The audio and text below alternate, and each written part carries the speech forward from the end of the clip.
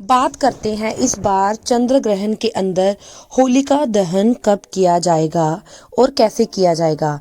तो इस बार होलिका दहन को लेकर सबसे ज़्यादा भ्रम फैला हुआ है।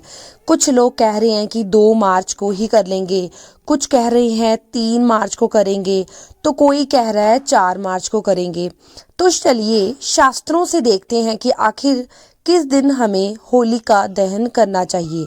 तो फाल्गुन पूर्णिमा को जो तिथि है वो 2 मार्च को शाम 5:55 से शुरू हो रही है और 3 मार्च को शाम 5:07 तक रहेगी। तो होलिका दहन जो होता है वो परंपरागत रूप से अगर देखा जाए तो फाल्गुन पूर्णिमा की शाम को प्रदोष काल में किया जाता है।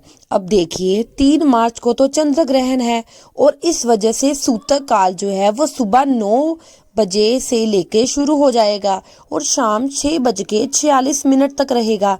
तो ग्रहण जो है वो शाम को 6:46 पर समाप्त हो रहा है। तो इसलिए होली वाले दिन यानी कि 3 मार्च को फाल्गुन पूर्णिमा के दिन होलिका दहन का जो शुभ मुहूर्त हमें प्राप्त हो रहा है वो 3 मार्च 2026 को मंगलवार के दिन शाम को 6:46 से लेके 8:50 के बीच में है। तो देखिए यहाँ पर किसी के मन में ये प्रश्न आ सकता है कि जब पूर्णिमा तिथि 2 मार्च को शाम को ही शुरू हो रही है तो फिर उसी दिन होलिका दान क्यों ना किया जाए। तो देखिए इसका उत्तर ये है, इस बार 2 मार्च को शाम के समय यानी शाम को 5:58 से ही भद्रकाल भी शुरू हो रहा है और भद्रकाल में होलिका दहन नहीं किया जाता।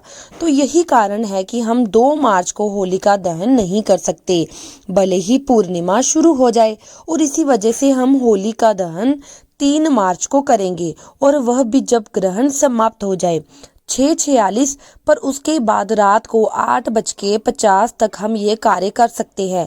तो 6:46 से लेके 8:50 तक आपके पास पर्याप्त समय है जिसमें आप ग्रहण समाप्त होने के बाद स्नान, शुद्धिकरण, भगवान का अभिषेक और ये सारी चीजें करने के बाद होलिका दहन संपन्न कर सकते हैं।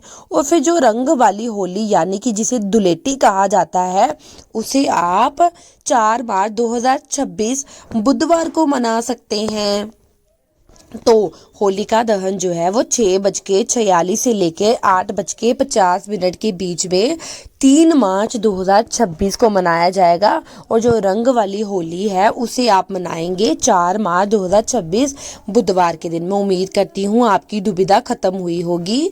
कमेंट सेक्शन में जय माता दी जरूर लिखें।